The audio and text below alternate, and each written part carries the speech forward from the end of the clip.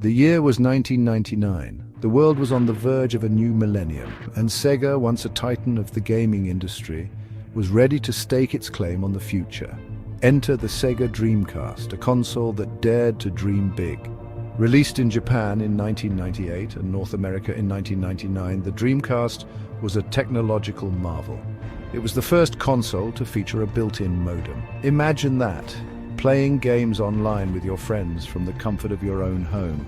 It was a revolutionary concept at the time, and it was just the tip of the iceberg. The Dreamcast also boasted the Visual Memory Unit, or VMU.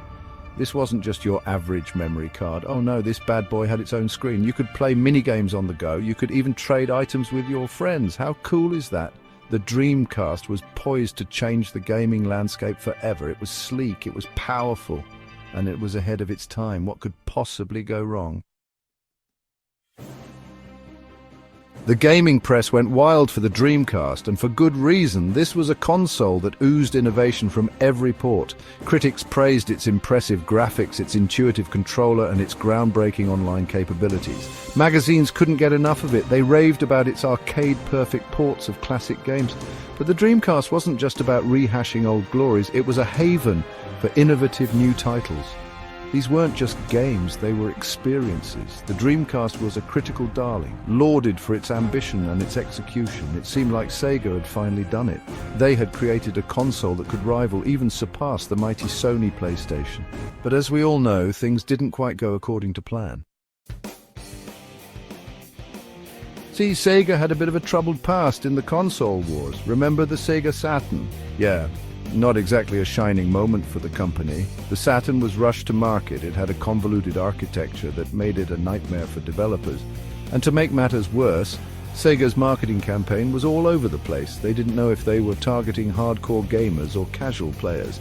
The result? The Saturn bombed hard. It was outsold by the Sony PlayStation by a significant margin, and it left Sega reeling. The Dreamcast was supposed to be their redemption, but the ghost of the Saturn's failure loomed large. Gamers and developers alike were hesitant to put their faith in Sega again. They had been burned before, and they weren't eager to get burned again. Now, let's talk about Electronic Arts, or EA for short. You know, the folks behind sports games like Madden and FIFA. EA is a big deal in the gaming industry. They're like the 800-pound gorilla in the room. And when they speak, people tend to listen. Well, EA took one look at the Dreamcast and decided to sit this one out. That's right, no Madden, no FIFA, no Need for Speed, nothing. Why? Well, there were a few reasons. First, EA was concerned about Sega's track record after the Saturn debacle. Second, they weren't convinced that the Dreamcast's online capabilities would be a success. And third, they were already cozying up to Sony, who was about to release their next big thing, the PlayStation 2. EA's decision to skip the Dreamcast was a huge blow to Sega. It sent a message to the gaming world. We don't believe in this console, and when a giant like EA loses faith, it's hard to inspire confidence in anyone else. Section 5, the PlayStation Juggernaut.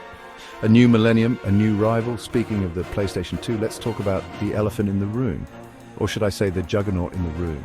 In the year 2000, Sony unleashed the PlayStation 2 upon the world.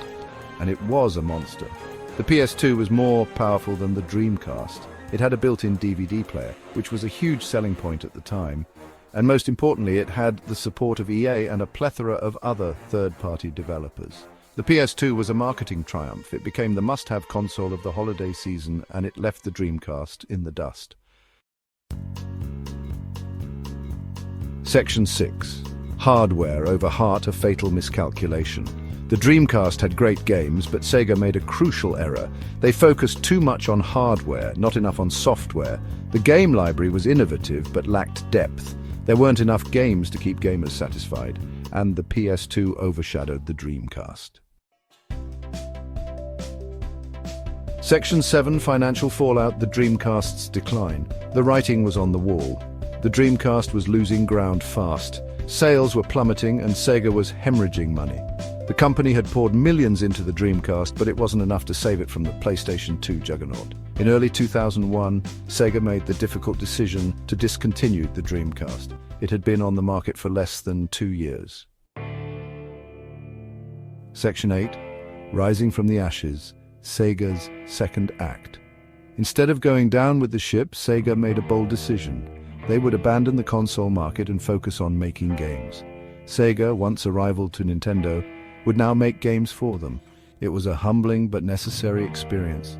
By exiting the console market, Sega could focus on creating great games. Section 9. A legacy of innovation, the Dreamcast's enduring appeal. The Sega Dreamcast may have been a commercial failure, but it left an undeniable legacy on the gaming industry. It was a console that dared to innovate. And it was a console that was loved by millions of gamers around the world. Today, the Dreamcast is considered a cult classic. It's a reminder of a time when Sega was at the forefront of gaming innovation. The Dreamcast may be gone, but it's certainly not forgotten.